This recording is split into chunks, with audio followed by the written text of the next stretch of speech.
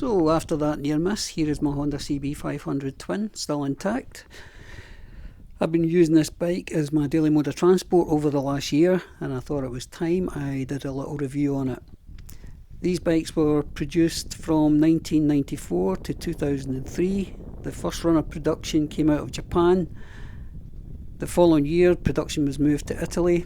The only major difference between them was the braking system.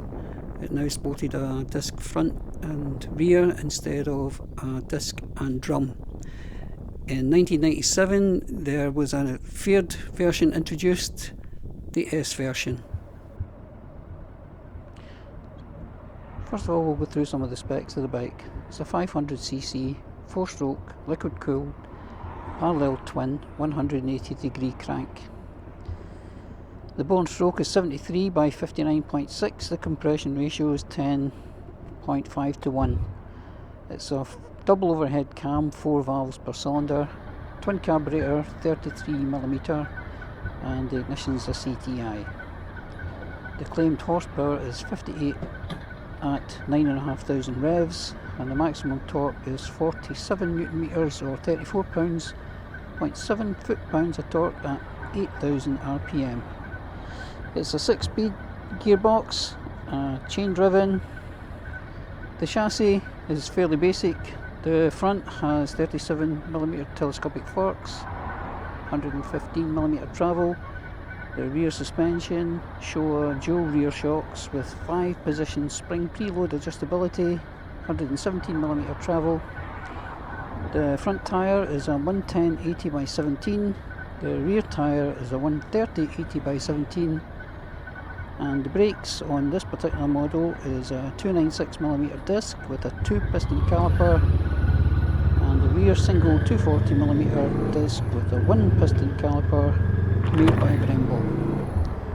The overall length of the bike is 82.3 inches or 2,090mm, and the dry weight for serves me right, the dry weight is about 189 kilograms.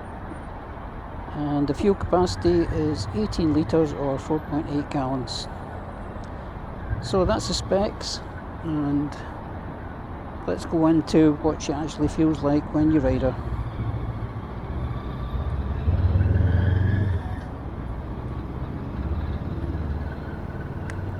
So the first thing I'll say about the bike is it's really comfortable.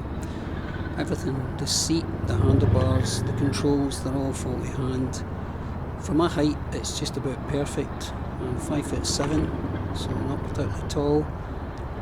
I would say if you are tall then, or 6 foot plus, I would have a sit on one first before you commit yourself to it.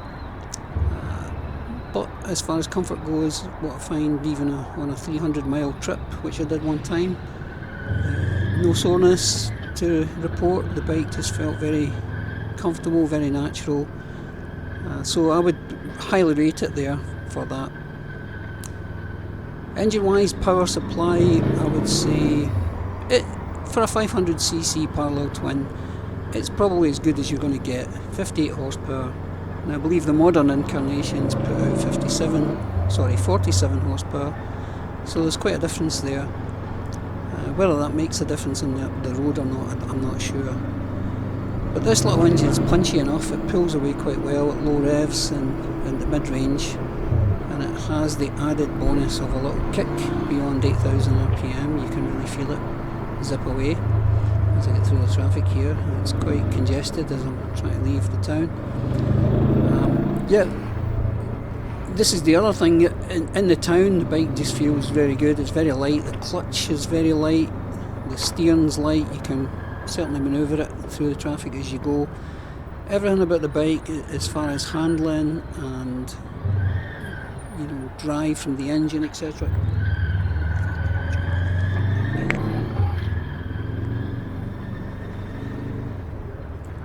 Now this kind of situation is quite easy for the bike. She'll handle this situation well. Nice and light, clutch is light, as I said, the gears. The engine's responsive enough to pull yourself through this sort of situation. So for town work, great bike for that. Recommend it. again, it'll pull quite well in low revs. What I do find sometimes, if you're in a high gear and try and pull away, she gets a little bit chuggy, but then that's only to be expected. Once she opens up a bit and flows, fine. Feels good. So this bike's been out of production for about 20 years now. It's still very popular. And I would say if you're interested in one of these bikes, I would get one probably sooner rather than later. And the reason for that is they're beginning to get quite popular.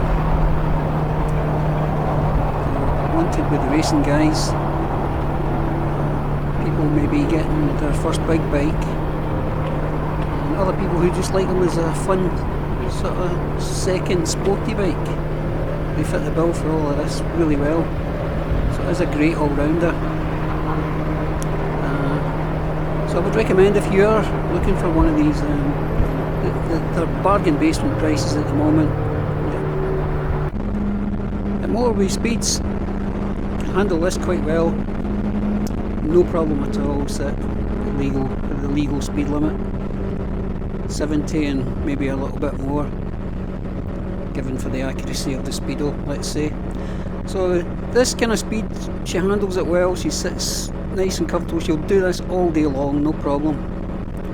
Fuel consumption, I've really only measured it properly once, and that was my trip to Wales, and it recorded 71 miles to the gallon, which is impressive. And to be honest, I don't think it's dropped much below that. Probably about 60, between 60, 70 I'm averaging at. Obviously if you tank along a bit, you're going to get a bit less, use the gears, etc. So it's pretty good. For touring, the bike will handle that really well as well. What I would say though is probably 2 up, loaded with luggage, she might struggle a little bit. But certainly when I took her down to Wales, I had the full luggage on the bike and she was no problem at all. Pulled really well. Sat at the legal speed limit, no problem. So if you're touring on your own, using as a sort of semi-adventure bike, then it'll fit the bill for that as well. And really, as an all-round daily rider, I don't think you'll get much better. What I'm going to do is I'm going to compare it here with a few bikes that I've had in the past. So we'll run through them. Start with the MZ. I had an MZ 250. That was a great bike. I really enjoyed riding that bike, although very limited in roads like this. And where we live in central Scotland, we hit a lot of these roads, so I just found it a bit lacking. Then I had the Diversion 600. It was a bit bland. Did the job, but you know, again, it was just a hack for me. Moving on to the Triumph Sprint, the 1200. Not the Sprint, I don't know what model it is. Anyhow, there's a picture of it. Good bike, but it was a bit like riding a boat, just too big. And then latterly was the Phaser 600. Great bike, I have to say. But using this one as the daily rider over the last year, absolutely no problems. I'll fulfill that role, no problem for you. Maintenance, very easy to do. It's quite a simple bike to work with. If you're handy at all, you'll be able to manage the servicing schedule with this. Just the oil. The plugs are a wee bit tricky to get into, they're quite deep into the cylinder, but that's quite the case with a few bikes. So easy enough to maintain, and being a Honda, you know, you kind of know it's going to be reliable. Equipment wise, there's not a great deal of equipment with this bike. It's very basic. You get your speedo and tacho, side stand warning light, no such thing as traction control or rider modes or anything like that. This bike was way before all that stuff. But that, to me, helps with the rider experience. You're in control of what happens with the bike. It feels good, it feels natural.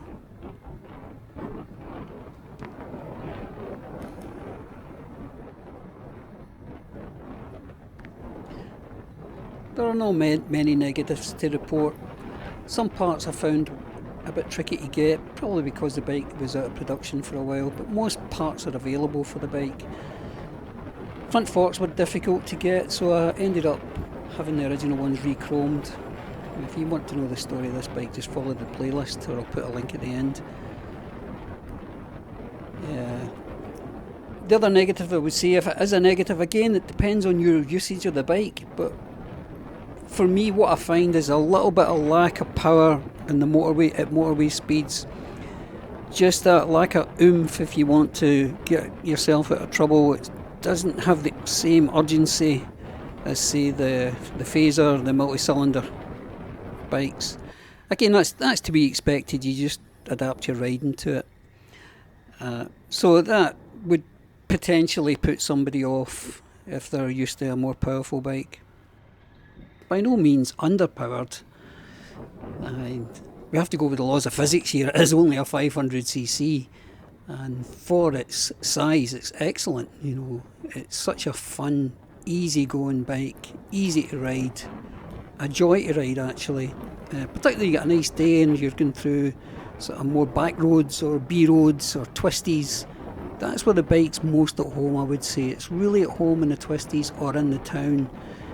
Motorways, dual carriageways, yeah, we'll cope with it, but it's not really its hunting ground, I would say. Out in the twisties, out in the B roads, where you can zip between bends or pull in between traffic. It just works so well in those situations.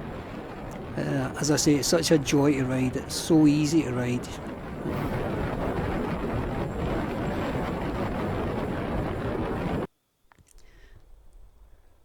To sum up then, would I recommend this bike?